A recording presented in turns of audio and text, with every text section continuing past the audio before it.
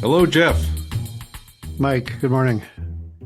How are you this fine day? It's a beautiful sunny day today I where got out for an we're early recording. walk and it does look gorgeous there. Snow on the mountains and beautiful sunrise coming up and lighting them up.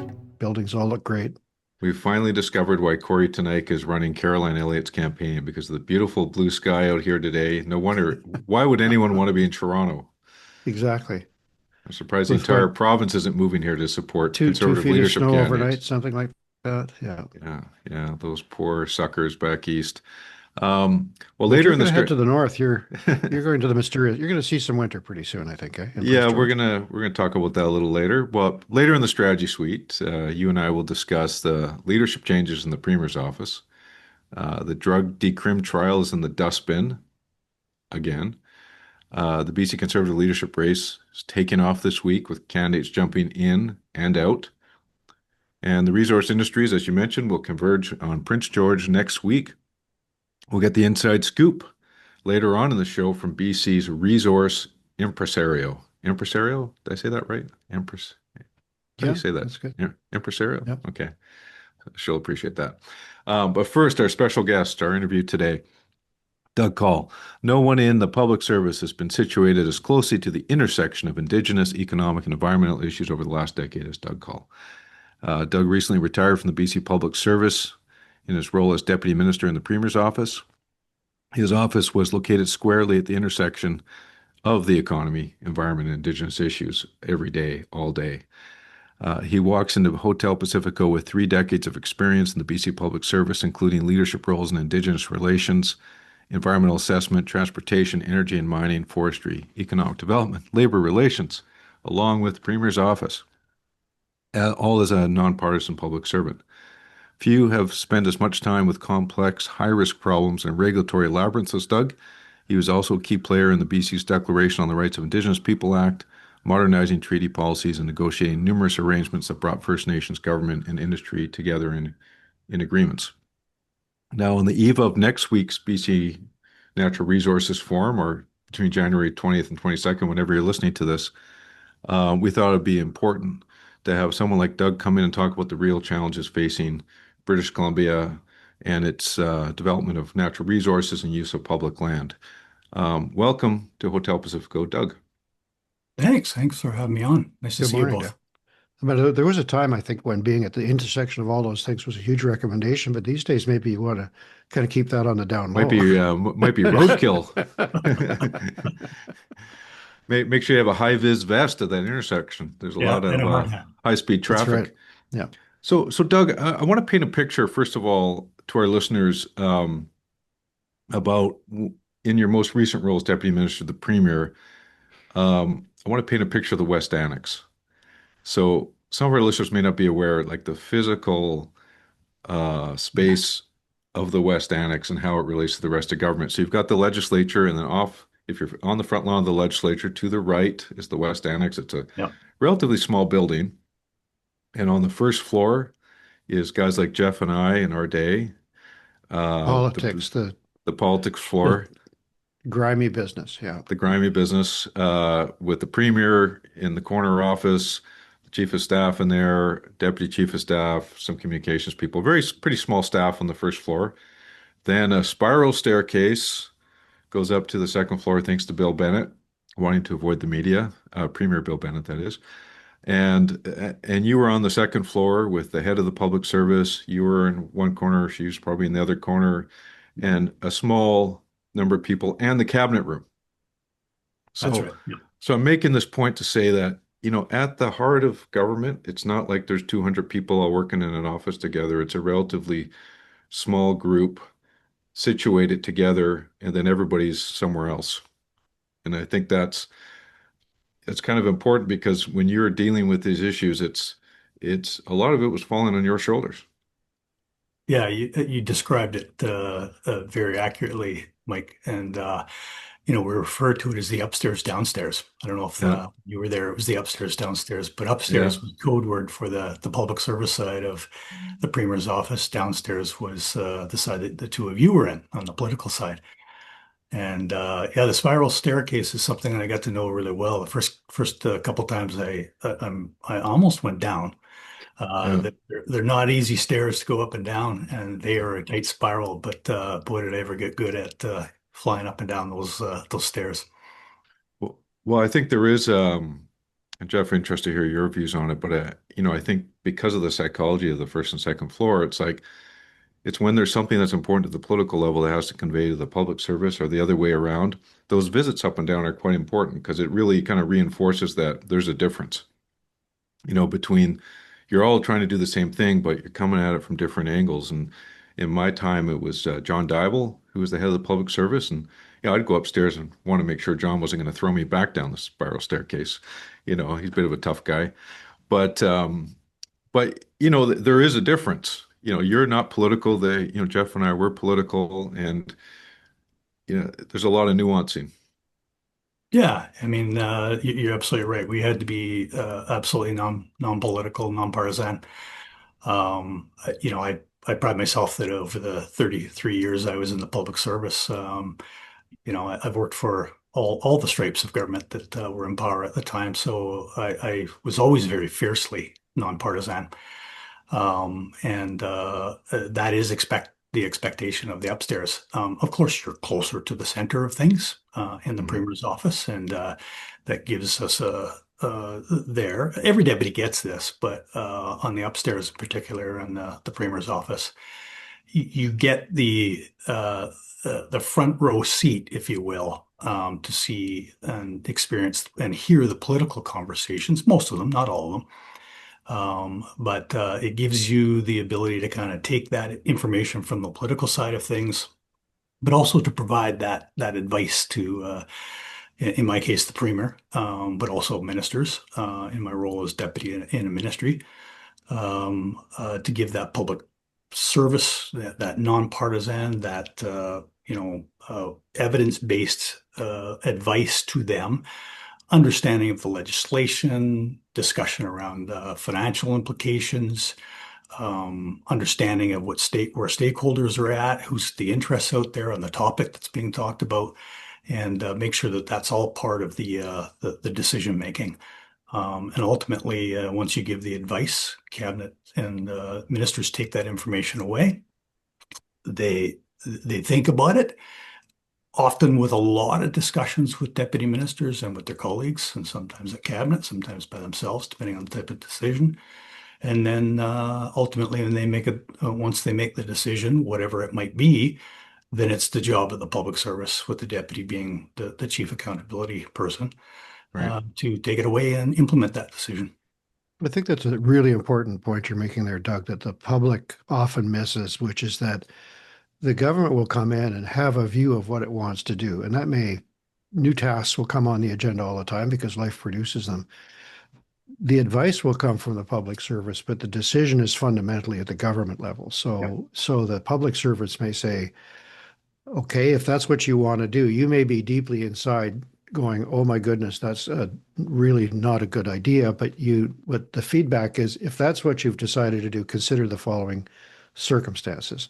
And often I think the public thinks that on the one hand, the public service is there just to do certain things and turn other chores down. And a lot of those debates do occur. But on the Indigenous issues that we want to touch on today, I think you are also in a really interesting place, if I can forecast a bit ahead, where the government had said, and CASA, which was the deal with the Green Party, spelled it out, we're going to acknowledge the United Nations Declaration on the Rights of Indigenous People.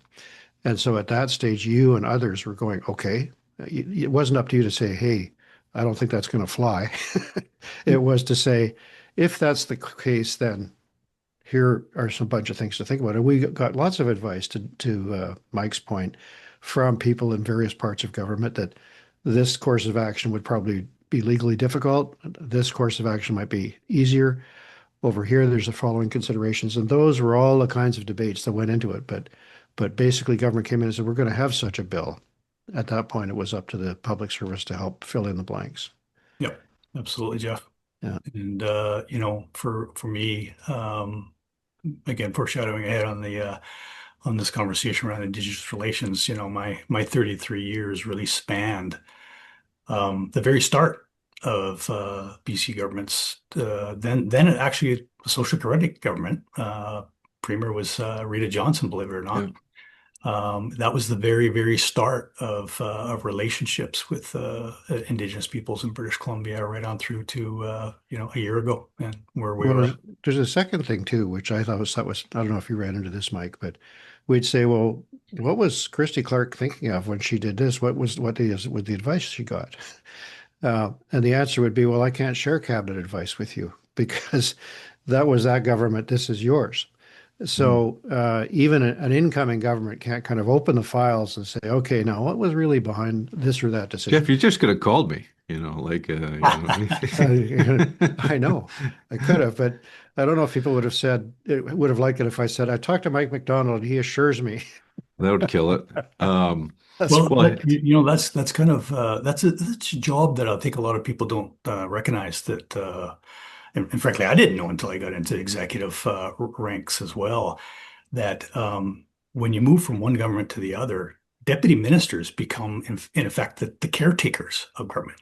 Mhm. Your job is to make sure nothing controversial happens and no big policy decisions are made and all the rest of that. But there's a lot of things and services that government needs to continue on and do.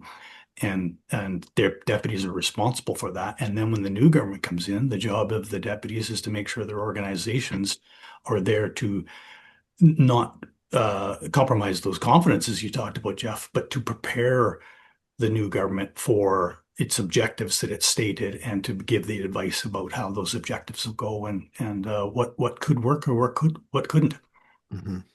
That's right. well, for today's conversation, I'm just going to billboard it a bit here for our listeners' sake.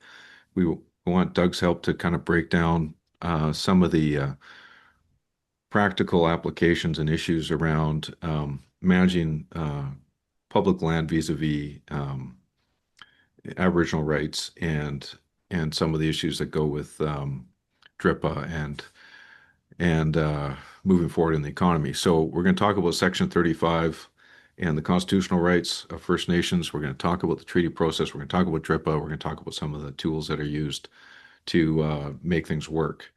Um, Now, starting at the top, in 1982, the Canadian Constitution recognized Aboriginal rights in Section 35. And from there have been a lot of court cases that have put some definition around what those rights are, because I think it used to be referred to as the empty box, or there was another name for it, which was like, there are rights, we haven't really defined them yet in 1982, but those rights exist. And since then, of the last 44 years, courts have colored it in a bit.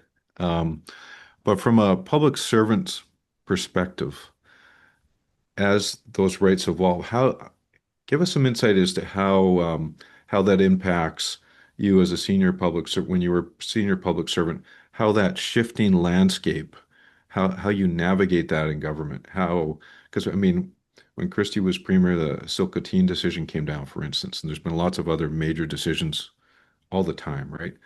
So how's that work inside the sausage factory?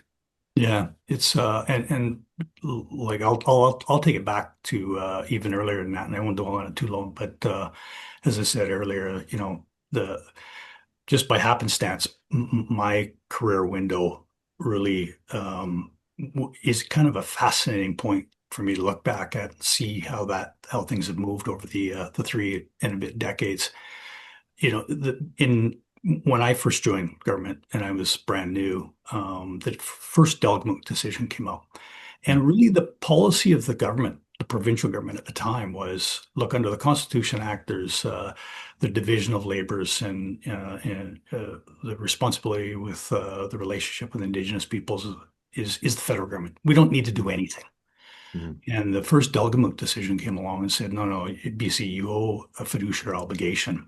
And it's just 1991, around there. 91. Yeah. So it Yeah. was just, it was my first experience, Mike, with, well, what happens? And it was like, it was just earth shattering. Everybody was running around, had no clue what to do. They had absolutely no relationship with Indigenous people at all in this province, or very little anyway. And suddenly they were being told by a court that, no, you owe a responsibility, a fiduciary responsibility. I put my hand up, being a young, naive, brand new public servant, saying, "Hey, that looks really interesting. Can I help out over there?" And it's kind of led me down this road along the way. And we've had all those court decisions that have filled in the blanks, as you said. Um, the and what's been a consistent message from the courts along the way is the courts are really not the place to define this relationship. It should be done between the Crown and Indigenous people, and they should be doing it through various types of negotiations, whether that's treaties or other arrangements or whatever it is. That has been a very consistent message throughout. Um, but typically what was happening is there was court case after court case that was raising the floor and filling in this information and defining things more. And it was just kind of this repeated system of oh my God, what do we do now? And it was kind of this reactionary and a lot of scrambling with a lot of legal advice and policy people like me trying to say, well, okay, well, what do we now need to do to implement this decision? And what we weren't really doing over that period of time until probably, I'll say in kind of the early teens, was thinking about, well, what's next? Where are we actually going to go? As opposed to how do we just respond? Because it created that approach of just reacting probably was just adding to the uncertainty on top of uncertainty. Clearly, there was a message that Indigenous people have rights in this province. They have title, but we were all trying to figure out what it meant. And the business community would get very concerned. First Nation communities would say, well, we need to implement this. And it was just kind of fraught time after fraught time after fraught time. And it was really not until the mid-teens. The window has shifted over time because, I mean, at that time at Delgamuukw in the early 90s, the conversation was very much about extinguishment. Yeah. And that we need to extinguish title through treaties or however. Yeah. And create that certainty. But that is certainly not the conversation today. Guess, here's a stat for you. According to Statistics Canada, Canadian businesses doubled their use of AI in 2025 compared to the previous year, using it to produce goods and deliver services in ways that weren't possible before. Our presenting sponsor, TELUS's award-winning Fuel iX platform, is ready to help Canadian businesses take their services to the next level. Last week, we talked about Fuel iX's Copilot feature, a conversational AI assistant that helps employees with everyday tasks. This week, we're focusing on how Fuel iX provides real-time support and training to transform how human customer service agents work. The Agent Assist feature offers real-time support during live customer calls, helping agents while they're on the line. These AI models are able to retrieve knowledge, improve performance, and automate tasks, allowing agents to resolve issues faster and deliver better customer experiences. This results in an almost 50% reduction in average handle time, less time on hold for customers, and smoother calls for agents. A win-win. Fuel iX's agent trainer takes a different approach to learning. We've all sat through hours of one-dimensional video trainings that don't offer real opportunities to practice. The agent trainer provides customizable, AI-powered simulations where agents can practice extensively in a risk-free environment with immediate feedback. No awkward role-playing required. Together, these features accelerate agents' proficiency, reduce training costs, and enhance overall service quality for customers and agents alike. Next week, we'll share more about the innovative and important work TELUS is doing with Fuel iX. Can you just, maybe for our listeners' sake, just maybe, I don't know how you can summarize this quickly, but there are certain rules of the game here that are constitutional obligations. Right. That the courts have, basically laid out for government, that government has to live by. And what are the critical ones for you? I mean, the duty to consult and accommodate, or how do you put that in the proper language? Yeah, it's there is the duty to consult, and that's been fleshed out over time. There's the duty to accommodate, meaning if you've infringed and there's an effect on Indigenous people, then you have to actually accommodate them for that. There's the response, there's all the tests around determining infringement and whether that's justifiable and all those kind of things. And that's been a series of court decisions as well. But through all of it is that consistent message from the courts, which is you need to build a relationship.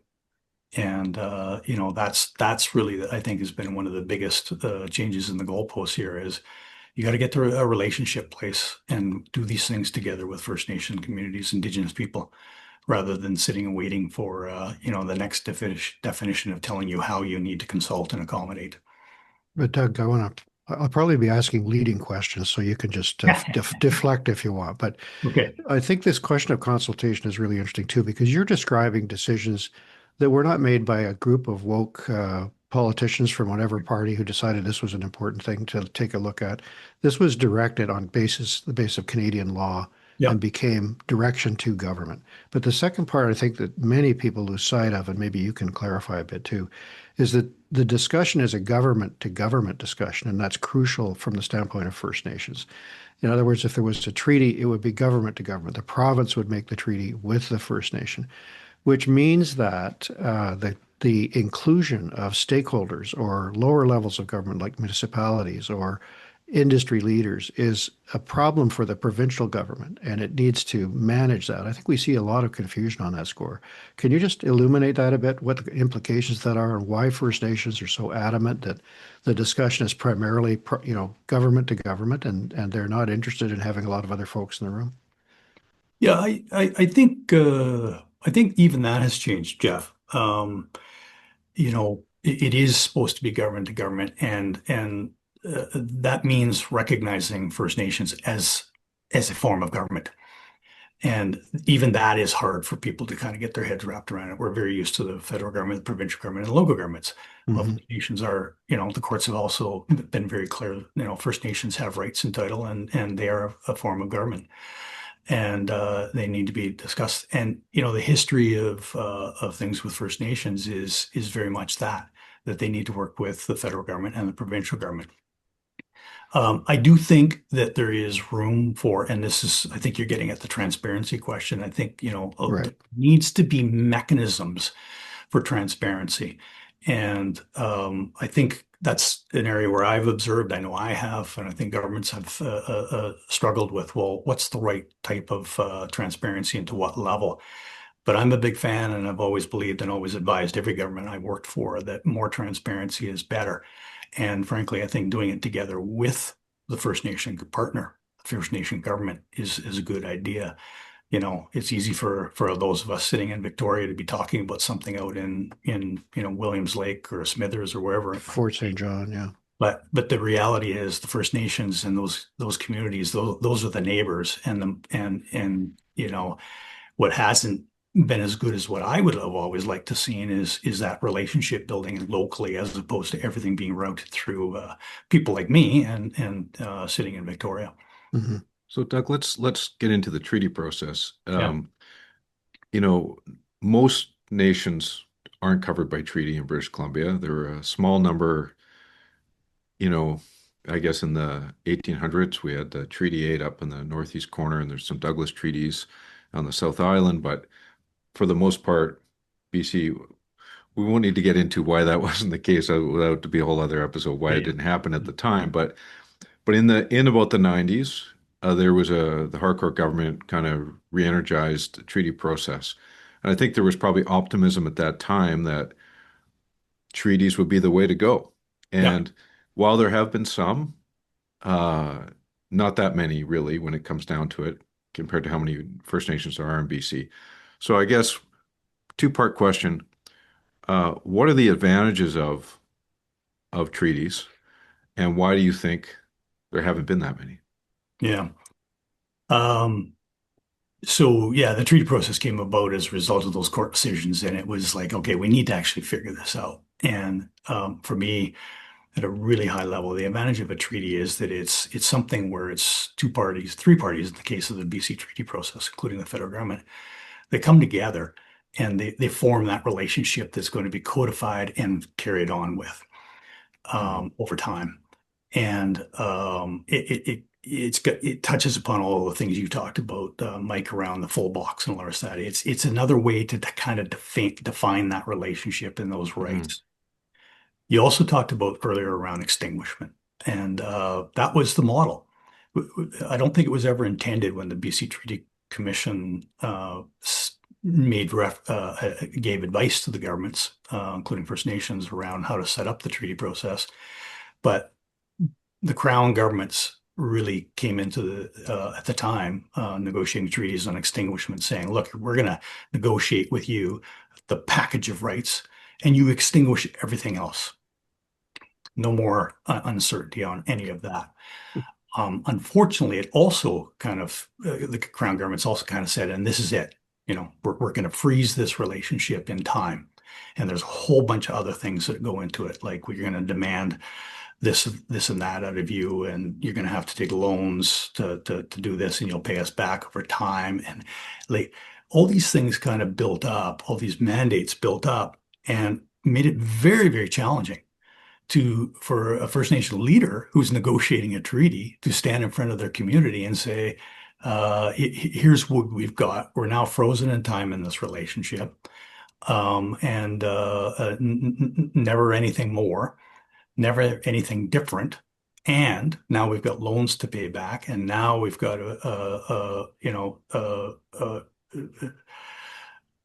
meet or beat these kind of standards. So I would say that, and I always gave this advice to government, that the Crown has created these mandates that made it almost impossible to sell treaty making in this province.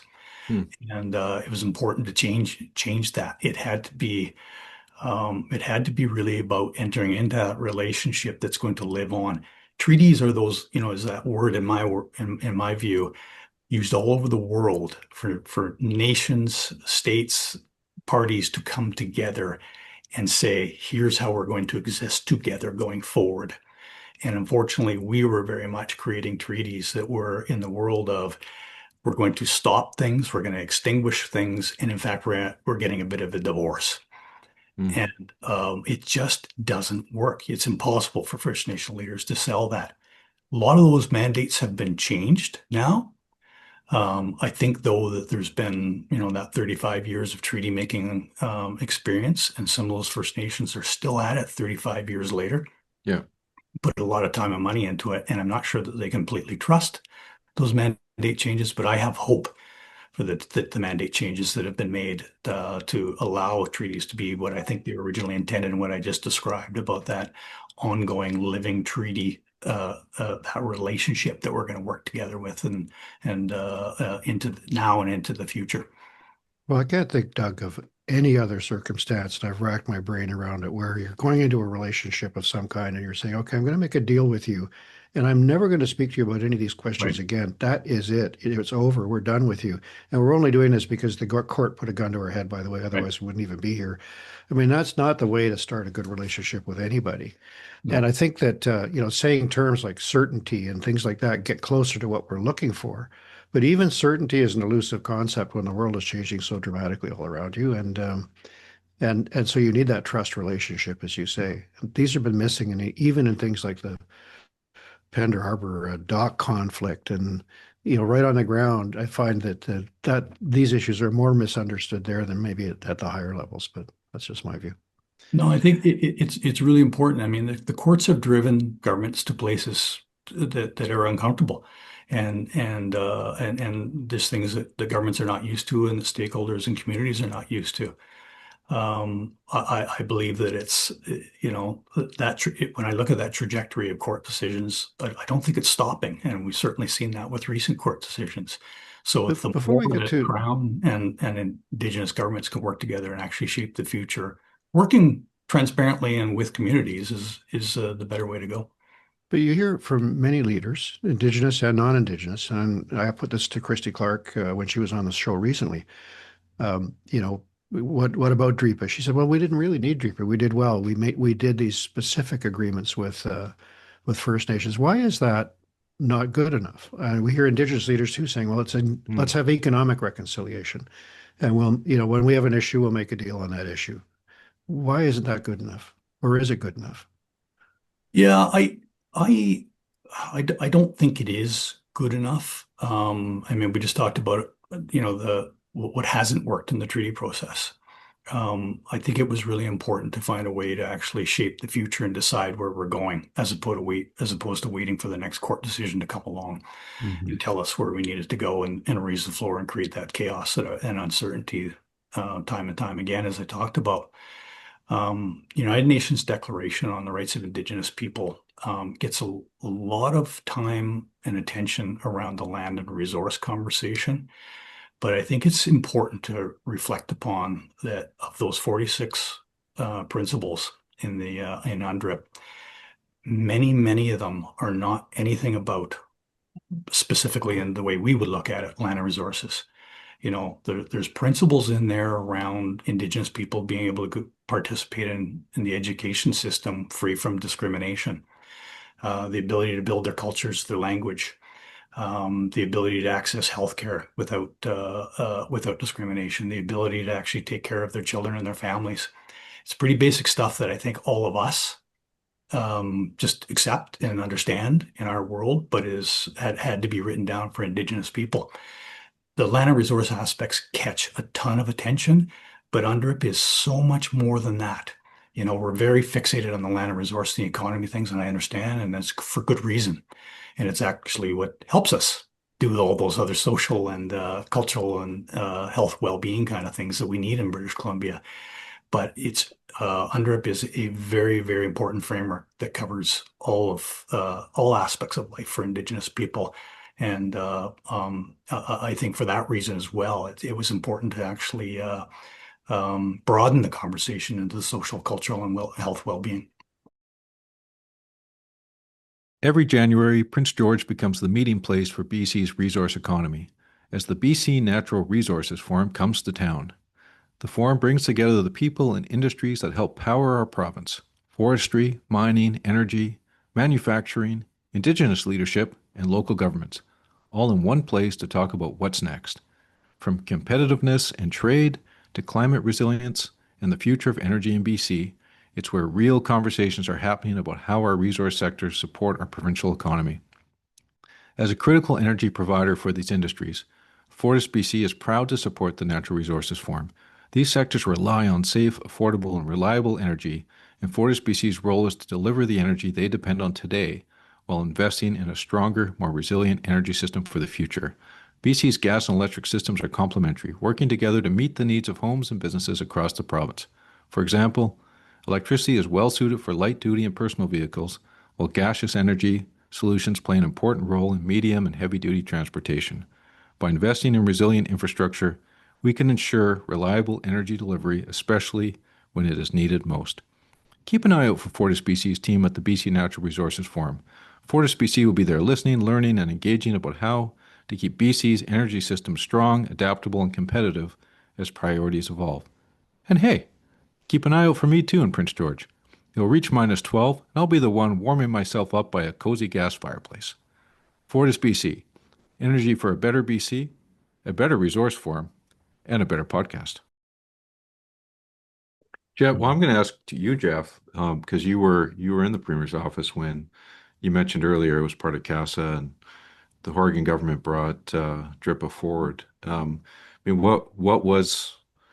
Why did the NDP government of the day feel it was important to bring it forward, and what were your expectations? Well, you'll recall, Mike, because you were working hard to try to find a way to preserve the previous administration, the one you were working in, that there was a broad consensus about this issue across the Green and NDP's part of the spectrum, but also a significant share of the business community. And Doug, if you disagree with any of this, just let me know. But I was struck when I sat in the chair that you were in, that the business community evolved dramatically from the days when I had worked in that office with Glenn Clark, where it was the Niska Treaty and so forth. The business community post-Chilcotin, in my opinion, the Chilcotin decision, which acknowledged Indigenous rights and title in the Chilcotin, the business community went, as Doug said, okay, we just can't keep taking these legal breakthroughs every few years. We need something better.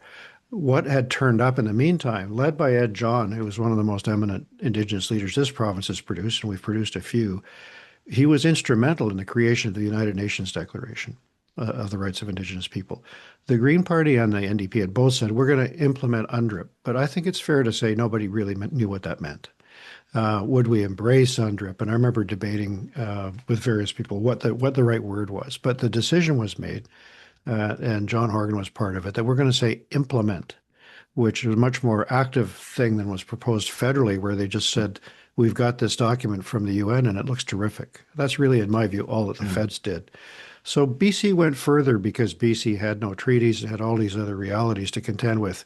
And the unanimous vote for DRIPA reflected, I think, that broad civil society consensus that something bigger was required. How did that work behind the scenes, Geoff, with Andrew Wilkinson and the BC Liberals? Do you have any recollections?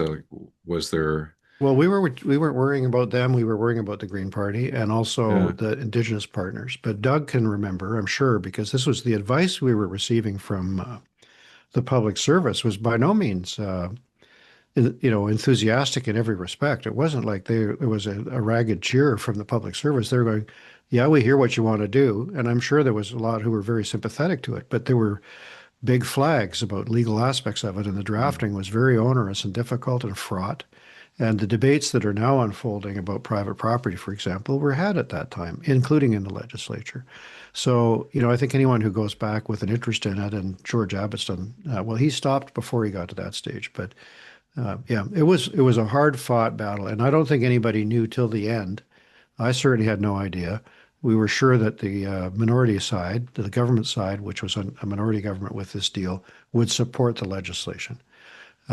We weren't sure what would happen on the other side. And so that's why I continue to insist that achieving the unanimous vote was dramatic and unprecedented. Of course, it's challenged now. If everybody gets to do this in a relationship, they get to rethink it. And that's what's happening now at a certain level. But it's in a potentially very volatile way. So, and Geoff, maybe I can just add. I think we knew at the time that a lot of what the business community was going to say would shape the success or not of whether the Declaration Act was going to. I have been part of all sorts of policies and legislation and regulatory processes. Had never been through one as intense as that. And I included, spent an incredible amount of time with the business community to just really walk through very transparently, section by section by section of the act under, to make sure that they fully understood and make adjustments to make sure that there was and so not only was there unanimous support in the legislature, but there was a lot of validation at that time for the Declaration Act from the business community, and a lot of them in the audience in the legislature and the whole bit, to make sure that we just knew. I think that was the advice I know I was giving, that whatever the business community says on this is really what's going to get picked up publicly. Doug, could you just bear down on, you said section by section. So Section 7 was the clause which would allow the government, as the province of BC, to make a deal with an Indigenous government, which later happened with the Tahltan First Nation. They recently ratified it, to do joint decision-making over resource projects. And as I recall the debate at the time, and this has been criticized more recently by some folks as a bizarre delegation of authority from the province for Tahltan and so forth. But there was a debate at the time about whether or not those Section 7 agreements should be approvable by order in council, in effect, or whether they need to come before the legislature. Right. And as I recall that debate, the bar was raised up to be a legislature approvals just because of the anxiety over what was happening here and the changes. Do I have that right? Yeah, the agreements don't need legislative approval themselves. So in order to create room for another party to participate in statutory decisions, the root legislation, so the Forest Act or the Child Family Act, whatever it might be, needs to actually create room for someone else to participate as a statutory decision maker. So it was in order to implement some of those agreements, probably all of those agreements today, there needed to be a then subsequent change to the legislation to create that statutory room, Geoff, and that's what would in fact be debated in the House, and that was part of the transparency and the role of the legislature there. Yeah. So what does that do It's in terms of mining, for example, because this is the crux of it for a lot of people is the economic development needs to go ahead. We're encumbered with free, prior, and informed consent. How does Section 7 help that? Yeah, I think it's Section 7 creates a completely different conversation. Instead of kind of the consultation accommodation, the government goes off and makes whatever decision it needs to make based on the information it's got and the legislation. By moving to more of that true intergovernmental relationship that I'll touch upon here with a First Nation like the Tahltan, it begins to create a conversation around, okay, well, what are the decision-making factors? How are we going to be administratively fair together? There is a really high bar when it comes to making statutory decisions. And once you get into that discussion with First Nations, it's just very different. It's very smart people from the First Nations government and very smart people from the provincial government who are sitting in a room and saying, look, we owe that duty of fairness and transparency and clarity and certainty for whomever we're making the statutory decision for. So mining in this case. So they need to see the decision-making factors. They need to see and understand and have confidence that it's going to be administratively fair. They need to understand time. We as decision makers need to understand that we've got to be timely and fair. And by the way, Section 7 also takes us back to the Judicial Review Procedures Act, I think is what it's called. In other words, if a decision is made by that joint body, that joint decision-making body, that a proponent like mining company says, hey, I don't think you treated me fairly, or there was something that was arbitrary here, that can be judicially reviewed. And both the First Nation government and the provincial government decision makers have to defend their decision in front of court of law. That was what I spent the most time with the business community on. And they supported it at the time very strongly because they said, well, at least now I have clarity. Mm-hmm. Before I was going through the provincial process with the danger of some sort of judicial review afterwards because the First Nation had been ignored or didn't feel they were being consulted or accommodated properly. And I was going to get my provincial decision, but then I was going to get hung up in a court action after the fact. So the idea is it brings the First Nation into it and creates that accountability type of conversation that we all expect of any government. It's a very, very different conversation, and I think it's a really powerful conversation. Well, Doug, just getting to the heart of it with on natural resources, natural resource projects. I mean, especially from outside British Columbia, but even inside BC, there's a perception that, or a question, I guess, is there a veto or isn't there? And I think when people hear free, prior, and informed consent, it sounds like a veto, but it isn't really. And there's the Section 35 rights, there's a treaty process, there's DRIPA, there's all this stuff that's been codified over the years. But how would you describe it to someone? Like what we've seen projects go ahead where there has been opposition, like Site C, where West Moberly went to the Supreme Court of Canada to stop it and never supported it, but it still went ahead. Coastal GasLink, we saw opposition and it still went ahead. So what is the situation? Yeah, it is not a veto, and it's a requirement. And again, it's not that much different than what the courts have already said to us. So it's not a factor of government policy, or it's not a factor of the fact that UNDRIP is the framework that we use in British Columbia. It is a factor of, and courts have said this for three decades now. First Nations have rights and title. They need to be involved. They have some real say here, and it's important for government to give them real say. At the end of the day, if a government has to make a decision, it makes a decision, but it better make sure that it's done its work. The courts have said that, and UNDRIP reinforces this. You better have done your work to make sure that you're talking to, really hearing, and doing what you can to accommodate the First Nation. That's one path. The other path is find a way to actually build that relationship so that together with what I just described around the decision-making factors and the transparency and the administrative fairness, that together you're making those decisions.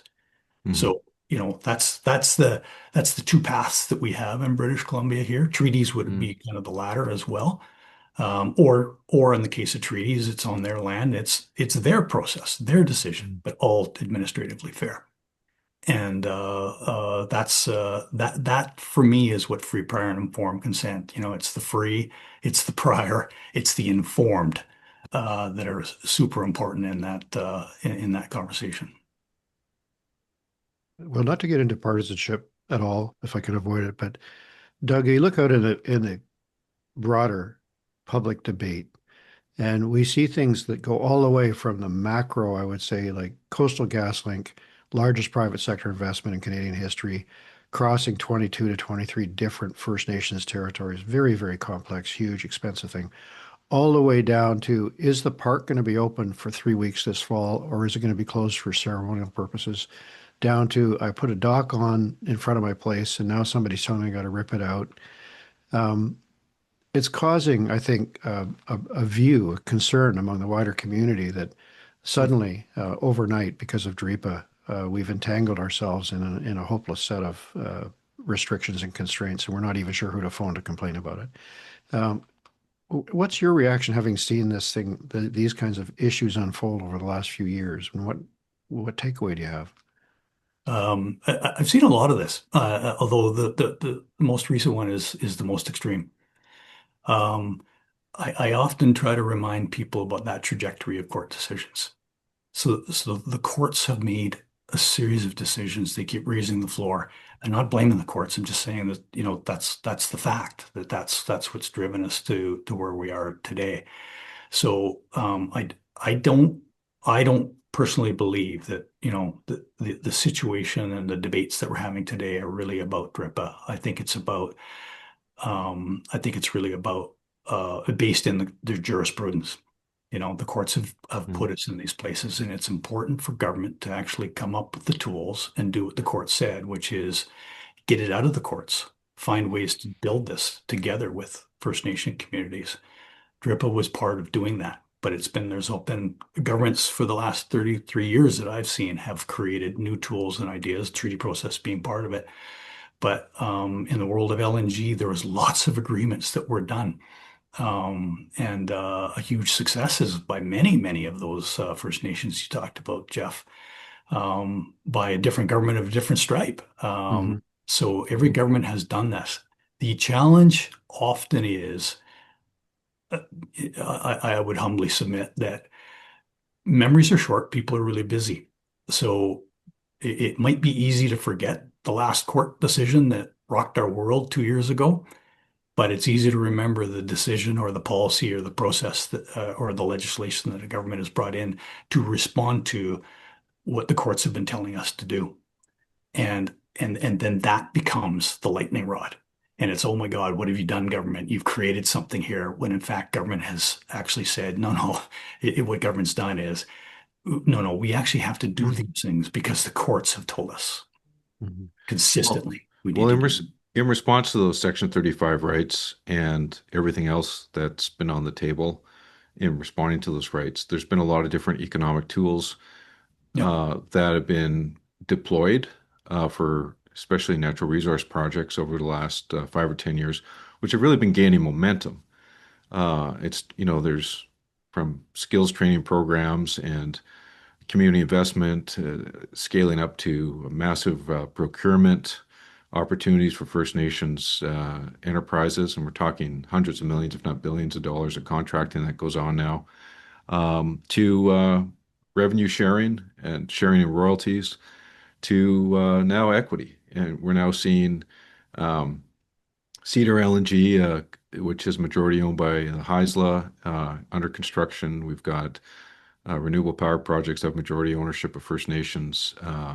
We've got 38 nations buying into an existing pipeline, the Enbridge's West Coast system, gas system, 12.5% of that too. So that leaving aside the political conversation, that seems to continue to have momentum Yeah. on the ground. Do you see any other trends or levers that are going to be used to incorporate First Nations into these projects going forward? Yeah, it's a good question. It's hard for me to foreshadow because, the latest and the greatest in that Yeah, line that you talked about is the equity side of yeah, things, Mike. And, that's really important. It's, I talked about on the governance side, how you kind of change that conversation and around statutory decision making. I think it's the same thing on equity. When a First Nation's at the boardroom table, they're part of making those decisions. And instead of being a rights and title holder who's being consulted and then accommodated in something that they don't really have a ton of benefit out of, but maybe high impact, they're actually at the table saying, well, let's talk about how we build this together. And I give a lot of kudos. I've always done this to the business community. I mean, I think our business community has actually been ahead of government on many of these things. mm, They've created the pressure on government to do more on revenue sharing. But in the same time, the business community has done a great job, I think, in all the sectors of building those relationships and talking about now mm, equity, but definitely around contracting and involvement and benefit agreements, those kind of things. It really isn't rocket science. If you leave somebody out who's going to be highly impacted, they're going to react. If yeah, you involve them and they get to participate as a partner and you actually hear them and you build that true relationship, it goes much better. It's mm, just it's just not that much more complicated. mhm.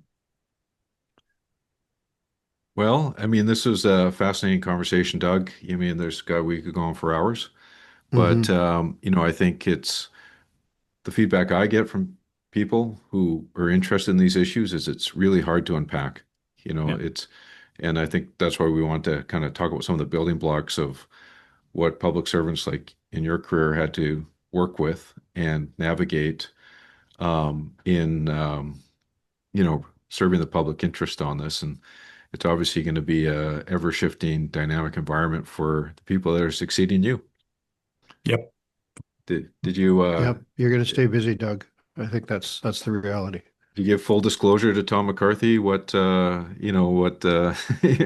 guess he had a pretty good idea what you were going through Well, I couldn't in the tell him Premier's everything. office. Yeah. He's in No, therapy now. Tom's fantastic, and he and I have Yeah. worked together for a long time, and I couldn't think of a better person to take on the role that I was in. And he's been there since May, and I think he's doing a really good job. Yeah. Okay, well, we appreciate you coming in and we look forward to I might see you up in Prince George if I'll be you're going to there. be and we'll continue the conversation. Sounds Good good. to see you, Doug. Thanks for your time. Premier David Eby says BC needs people to get back to work, but how are parents, especially mothers, supposed to do that without childcare? When quality childcare is available and affordable, parents can go to work, businesses grow, and BC's economy thrives. The BC government promised $10 a day childcare within 10 years, but 7 years later, only 10% of childcare programs across the province are $10 a day, and early childhood educators are still poorly paid. Here's what the economists say. Since 2019, affordable childcare has added $5.8 billion to BC's GDP and added 33,000 workers, mostly mothers, to the workforce. $10 a day childcare is one of the smartest economic investments our government could make to jumpstart the economy. Help us push BC's government to deliver quality $10 a day childcare for families, for the economy, for all of BC. Visit 10aday.ca to find out more. Oh, back in the strategy suite here with Geoff. Geoff, busy week Relaxing, in BC stretching out. politics. Yeah, it doesn't slow down at all. No, A lot going on. it's gonna Yeah, be a we should busy talk about the year. Premier's office first, eh? Yeah, yeah, big news out of the Premier's office this week. Chief of Staff Jim Rakowski's taken a leave to deal with some health issues. Well respected and well liked by people across the aisle. That is Jim. Um, so wishing him well, and I think he'll be back at it in due course. But big shoes to fill. Well, and Literally the big shoes to fill. Like Jim's like, what is he, like 6'5", 6'6"? What is he? he's tall. Big, I think big he's as tall tall as guy. the premier, Yeah. probably. But He's yeah, the well only guy the respected, as you premier can say. see eye to eye with. Yeah. That's right. And I think Jim is optimistic that he'll be able to deal with this, and he's on leave, as you say, coming in to try to fill those shoes. I'm sure she'll do a great job. Is Cheryl Oates, who's Yeah. familiar to people on listeners to this podcast because she's been Yeah. on a couple of times now with Erica Brutes from Alberta. She was a senior staffer for in a number of roles, I think, in Rachel Notley's office in Alberta, Yeah. and spent some time here in BC. So she will be jetting this way pretty quickly to step into Jim's shoes, I think, by the end of the month. Cheryl is a very smart cookie. I don't know why we say that term smart cookie, but anyways, if there is a smart cookie, it's Cheryl These Oates. days we say whip smart, right? Whip smart. Whip smart. Uh, Yeah. yeah, she's also a very skilled campaigner and was high up in the Alberta NDP campaign, also the Saskatchewan NDP campaign. Hmm. And so I would like to describe her as a Prairie New Democrat because Prairie New Democrats don't scare me as much as BC New Democrats, Jeff. BC New Democrats are a little crazier. Prairie New Democrats seem very pragmatic and actually believe in the economy. So let's hope Cheryl is bringing that prairie sensibility to British Columbia. You won't I have to argue with her about pipelines. I don't think. I think she was on the pipeline side of that one. Well, That's for sure. let's not make her job any harder than it needs to be with her new friends in the BC NDP caucus.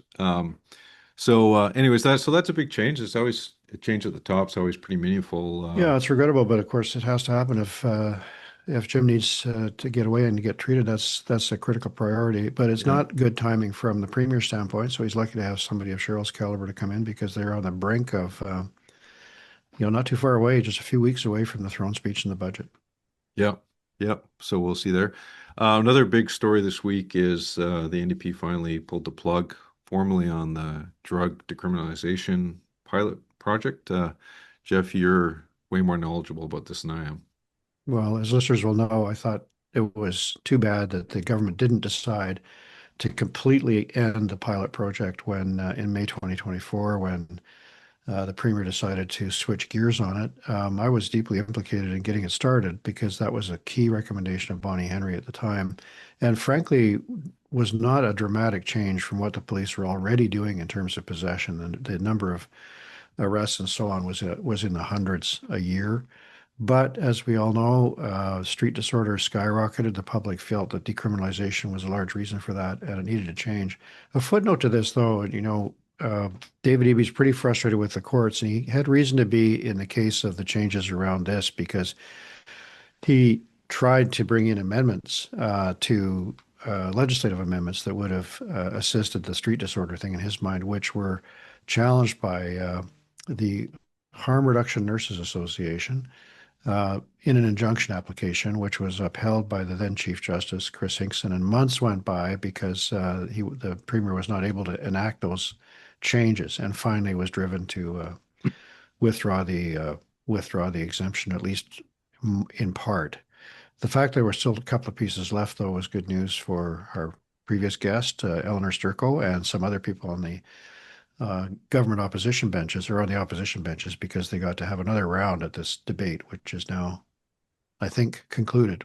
What's not concluded is what is going to happen next on the overdose front and how that will play in the election. I'm not sure.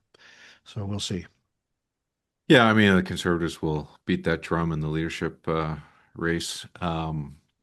There's echoes of the London drugs issue, uh, having announcing they're closing their location. There's been a bit of a political debate there.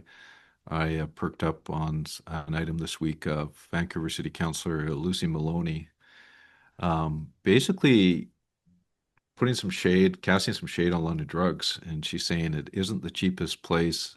They had significant competition from Shoppers Drug Mart, which there is no Shoppers Drug Mart anywhere near there.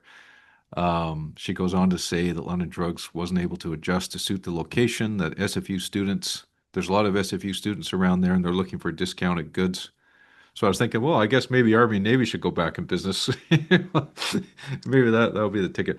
Well, I The think there's a Shoppers over at Tinseltown, isn't there? There used to be. I don't know. Haven't I looked mean, it's just recently. like it seemed like she was, trying to justify that maybe it's nothing to do with the policy, it's to do with London drugs. I think that's definitely the. Oh, she also brought up that there's more online shopping now. It seems that London Drugs is doing pretty well in other locations. Um, so I guess that's just to me that just indicates like, well, if some politicians are going to go down that lane, that is not going to be reciprocated with public support. I think the London drugs issue is pretty symbolic of the impact of what's happening on the streets, and it's probably why the Premier's office called them to say, "Hey, do you really have to do this?" Um, so we'll see how that continues to play out. But I'm sure Angela Isidoro, who we talk about sometimes, he put out a fundraising email this week on the London drugs situation. The Solicitor General, Nina Krieger, fired back saying he's using it for political reasons. Well, yes. Mhm. But I think because it's something that resonates, we'll hear more about it in the political conversation. Yeah, no doubt. But I think there's a question mark about small business generally in the economy, which we're seeing more and more about. And some of it's related to street disorder. Certainly, a situation like London Drugs is explicitly tied to the problems that are down there in the downtown east side. But there are a lot of small businesses frustrated by the construction schedule of the UBC line. It's not the UBC line Mhm. yet, but Main and Broadway is local controversy here. But province-wide, the hospitality sector is struggling with cost of buying goods, the decline in customers who are not able to eat out as much as they used to, the growing cost of retaining people, finding workers. Uh, there's a malaise setting in the small business side, which I think is going to be a problem for the government to manage down the road. Mhm. Well, moving on to BC Conservative leadership race. A lot's going on this week. As we speak, as we record this, I believe Peter Millibar's jumped in the race. Yeah, I haven't had a chance to he's see. never been defeated, isn't that what we were He's told? 8-0, 8-0, Peter Millibar, but Yeah, I don't know exactly whether what kind of shock and awe he's unleashed on the public today in terms of his policies or some of the supporters he's had. So we'll have to put a bookmark in that for next week and catch up with his news. But yesterday or on Thursday, Ian Black announced at um, at a nondescript banquet room in Coquitlam. It's actually one of the places that you could not have a more nondescript venue than the Executive Plaza at North Road in Coquitlam. But it is well situated in a belt of swing riding, so good for you, yep, Ian. yep. Um, we need more political venues out in the Tri-Cities. Anyways, Ian's in. He's, as we've talked about before, he's backed by Dimitri Panagopoulos. Diane Watts endorsed him, which I think is a pretty significant deal. Hmm. Popular former mayor of Surrey, well known, ran for leadership of BC Liberal Party and just missed. So Teresa for Watt. Teresa Watt, yeah, Teresa bringing support from Richmond, the Chinese community. So obviously the with Chris Gardner announcing earlier this week that he's for medical reasons not going to pursue the leadership. Ian's got a bit of an opening there to pick up some support from Chris's team and position himself. I would argue certainly in the top three now, maybe even the top two. Who knows, right? The proof's in the pudding with how many memberships and all that stuff. So um, Ian's a former Gordon Campbell era cabinet minister, served about 6 years in the legislature, and had resigned his seat to take on the CEO of the Board of Trade. So he hasn't been in the legislature for about 15 years, but arguably in the mix as Board of Trade CEO, which he left about 5 years ago. So, anyways, there's Ian Black. Well, and he was credited too. He's got terrific business connections and was credited with turning around the Board of Trade, which for reasons I can't explain was facing some financial difficulties. So he took a firm hand there and was credited with really building it back up again into a significant player in the business community for government relations and advocacy. I'm sure he'll be a capable campaigner. Carolyn Elliott is the other one who's now announced that she's coming Yeah, in, also a previous guest on this show and she put out strategist, sweet her player. she put out a Substack post that basically laid it out why she's running. Um, so people can check that out. Yeah, I mean, I Well, just from she's been on a working on a Substack uh, without blog for some diminishment. time, Mhm. and and it styles itself as the voice of the new right or the alt right in BC. I'm not sure what that means, but it's a very formidable kind of intellectual Substack about policy, conservative issues, and things like that. Mhm. But Mike, how do you read her base? Is she got a former BC United type base? Is she sort of Oh, I think further to the right? I think with Chris out of the running, I believe Caroline's the front runner, Mhm. and I have nothing to back that up. I have no data points other than my gut, Right. which is can be right, and sometimes it's not so right. But I do think that her message resonates with the conservative base. She is known as a federal conservative. She did work in the BC Liberal government. She was going to run as a BC United candidate until the very end, and the demise of it. She was very strongly associated, and she's related to Kevin Falcon. So she's got that. Some of that's baggage, some of that's credentials. But I think she's be one of the few women in the, maybe one of only two women in the race, maybe the only woman in the race. We don't know what Carrie Hmm. Lynn Finley's Hmm. doing at this point. She's in her 40s, which is a good age to run for leader. Um, Gordon Campbell was 45. Christy Clark was 45. David Eby was around that age when he became leader. So lots of energy and experience when you're that age. So I think there's a lot going for her at that level, but she's never been on the ballot. That's what I was going to say. And she's never run a big organization as far as I know.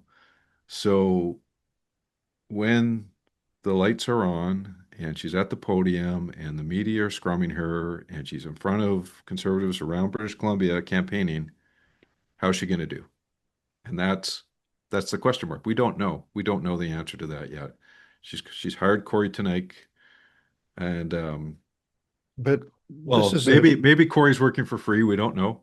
Apparently, but there's two questions I have about that. Not about Corey per se, but yeah. is Corey a polarizing figure in conservative circles who will drive away people who would otherwise think about Carolyn but Mm, are angry at him for his comments about Pierre Poilievre? That's one question. The second yeah, is, it's a good question. do you think that Gordon Campbell, with his enormous connections in history, is going to support Carolyn, or is he going to stay out of this race somehow?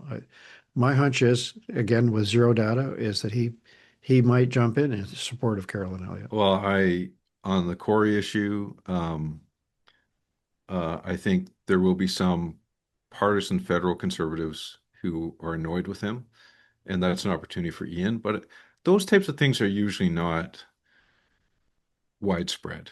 Like it'll make an impact, but usually people who are signing up to vote in a leadership process, they're not as concerned about the inside baseball on something like that.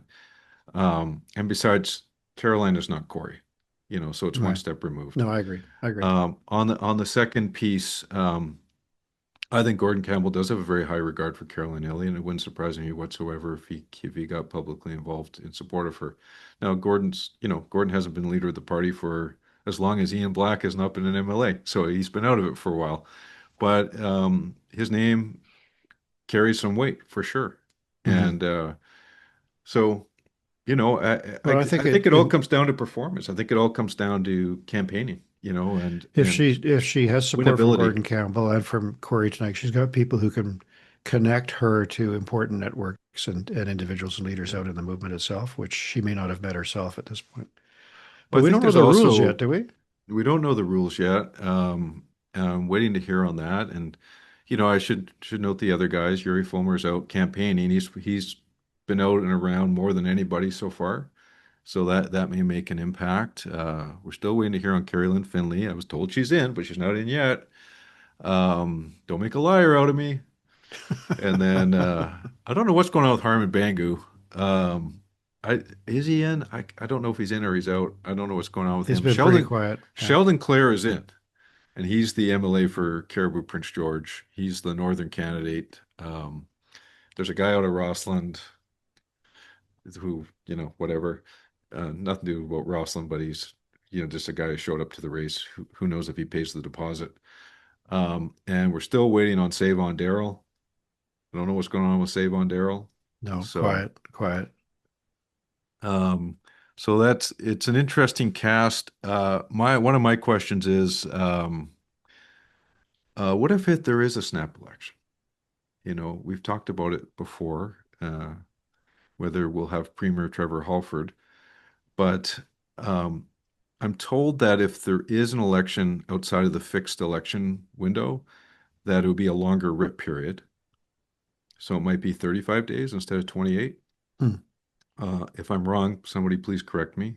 But the Conservatives may be looking at contingencies to select a leader like within the early part of the election, if that happens. Like if, for instance, DRIPA fails in the House and there's David Eby goes to Government House and asks for an election, are they going into the election with Trevor Halford, or are they going into the election with a new leader? And if it is a new leader, then they have to move very quickly. And is it a caucus vote or what is it? I don't know.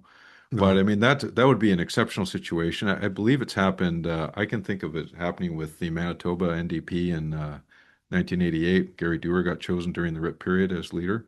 That's the only example I can think of. But it was a much longer RIP period. So that's just a wrinkle on all of this. Well, Premier Eby continues to dismiss the prospects and says British Columbians don't want an election. They want us to focus on. Yeah. So it doesn't feel to me like the NDP is looking for a snap election. And he says They're not until they are. They're not until they are. Well, there needs to be some warning signs. I mean, I think that we've talked about the difficult strategic problems in this legislative session, but in my view, being unable to make some changes to DRIPA do not constitute a confidence matter. I guess they're politically Really? It's a politically damaging. Well, it's the DRIPA remains in place. If the government's not able to get it passed, it was passed unanimously just a few years ago. So I don't see why you would necessarily immediately go to the polls because you lost some amendments on existing legislation like that. I don't think he can, based on everything that's happened, I don't think he can leave DRIPA in place. How can you? Well, unamended. He can't leave it in unamended. Well, if the amendments fail, you then do not have to have an election immediately. Well, technically, but politically, I think it'd be untenable. Well, we'll see. I don't know. That's what I think is going to be the fascinating thing to find out, because it's an election on that issue would be just a gift to the Conservatives. It's the only thing that unites them currently. Would it though? I mean, maybe, but I mean, it'd be very unpredictable. Very unpredictable. I agree. It depends on how the NDP fights it. Yeah. And that's unclear too, because the debate in the legislature itself will be critical, and the First Nations leadership have overwhelmingly said they don't want it amended. So. Interesting set of problems. Okay. Well, we're now going to welcome a special guest to Strategy Suite. We're pleased to welcome to Strategy Suite Sarah Weber, Chair of the BC Natural Resources Forum and CEO of C3 Alliance, a Vancouver-based consulting firm that runs the forum and is deeply involved in BC's natural resource sector. Sarah, welcome. Well, thank you. Thanks both to you and Geoff for having me today. It's Good morning. Long-time listener. Yeah. Well, I talk a lot about the BC Natural Resource Forum on the pod. People hear me prattling on, and I thought we better get the expert in here to tell us what is going to happen next week in Prince George and why is it important? Well, I mean, I think you tell everyone why it's important, but it is, it's going to be another incredible record year. We're looking at close to 16 to 1,700 people coming. But why it's such an important gathering is that it's cross-sectoral. So we get so many different groups from various areas of the resource sector, government leaders, and I think you guys probably like the facts and figures, but we've already over 49 Indigenous government organizations represented. And so right now, as of today, 33 chiefs and about 40 First Nations councillors.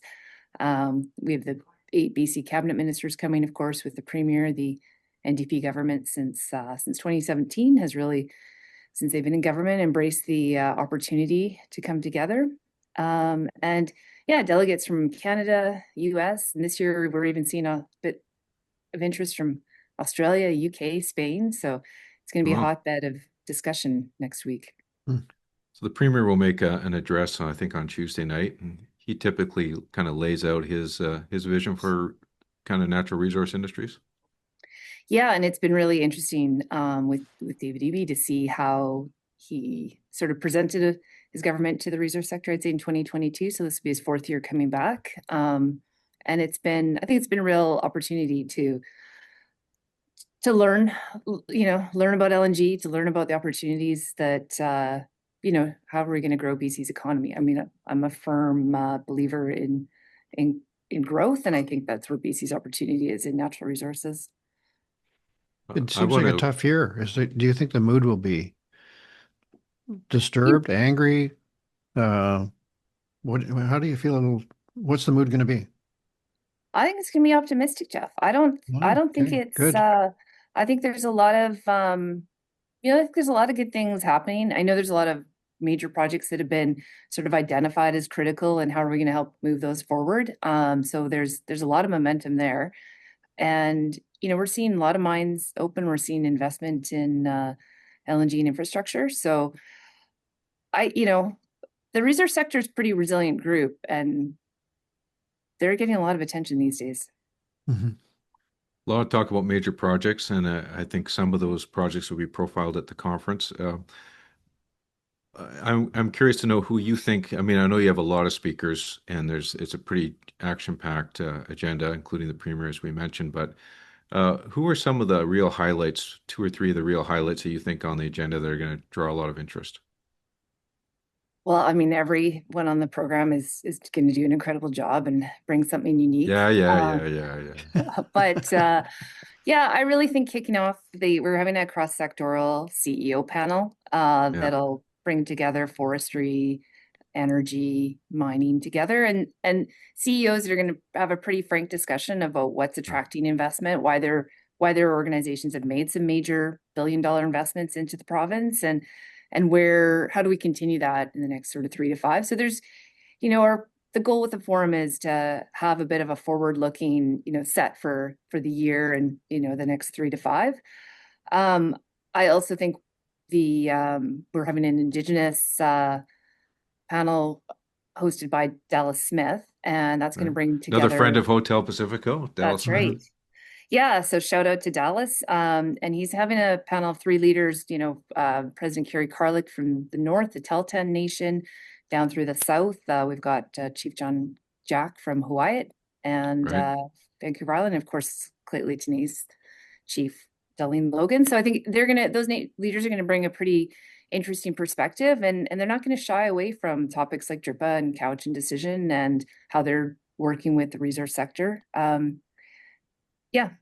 think the last one I guess I'd highlight is Michael Davies, President CEO of Trans Mountain, is doing a keynote. And I mean, obviously pipelines are a major discussion, and optimization of TMX is going to be a hot topic.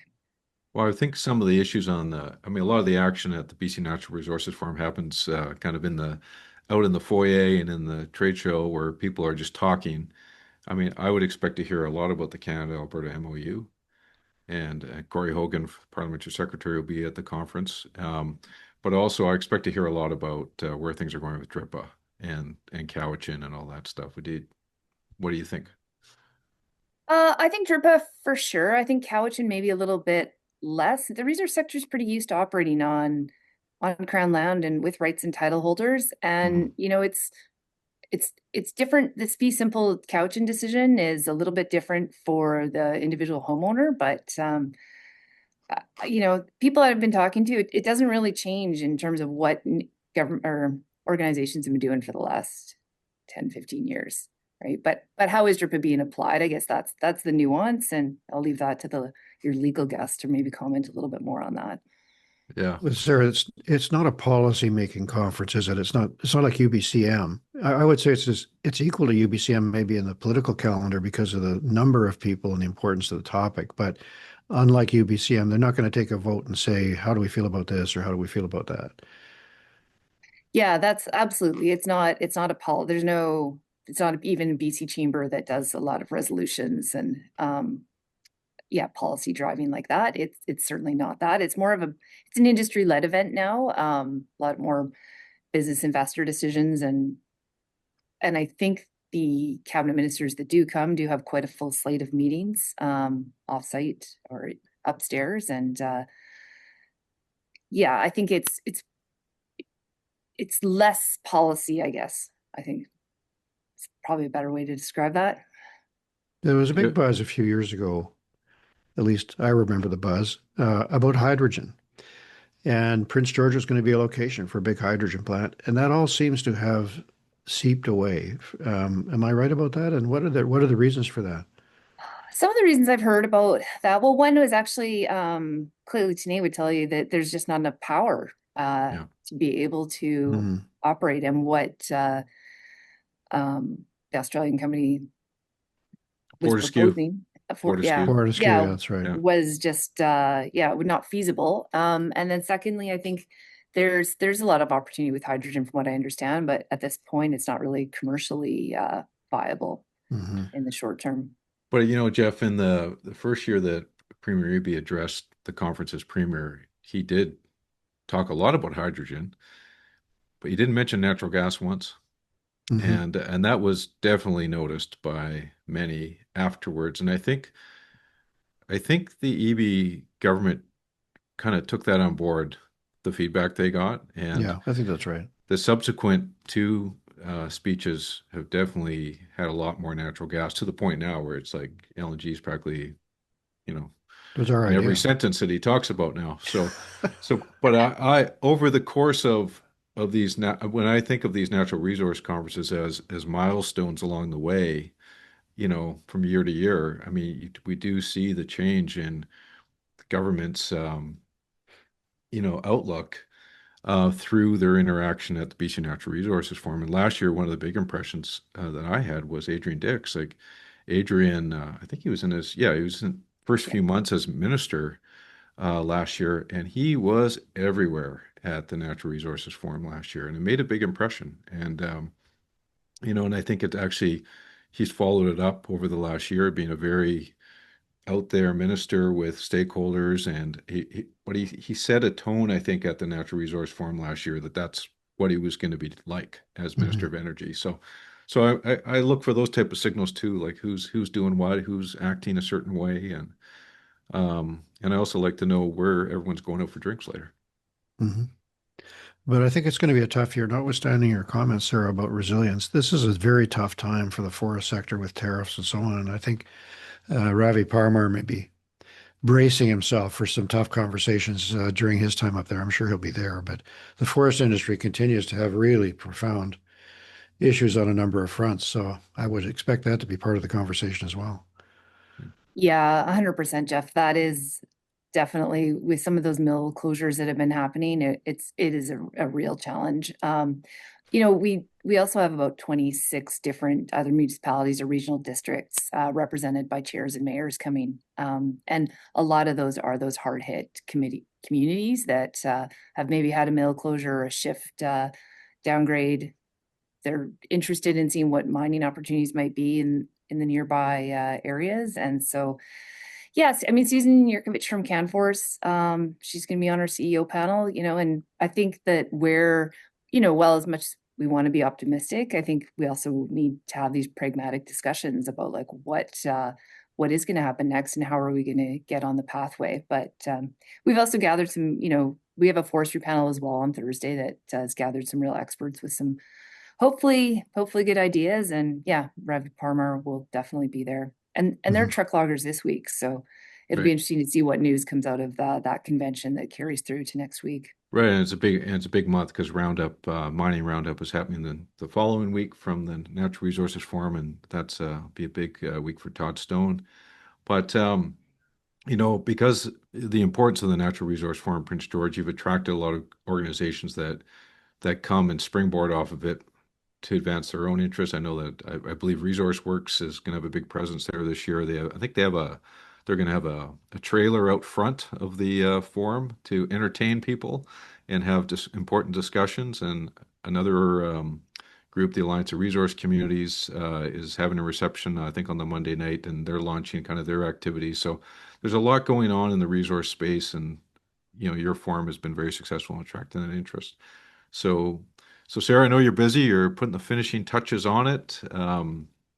And thank you for all that. I love it. I'm looking forward to it. And thanks for giving our listeners the update today. Awesome. Well, thanks so much for having me. And yeah, real pleasure. See you next week. And Geoff, See ya. one of these days we'll get you up there if you're not That'd coming be good. already. Yeah, I was a long time ago I was there, but not very much. I agree. Thanks for the invite, Sarah. Good to see you. Yeah. Boy, a lot to talk about this week, Geoff. So much going I think on. we earned a drink in the minibar. I'm going to raise a glass to Nitsilson, Chief Otis Guichon Sr. I hope I got the name right. He's the current tribal chief of the Chilcotin National Government.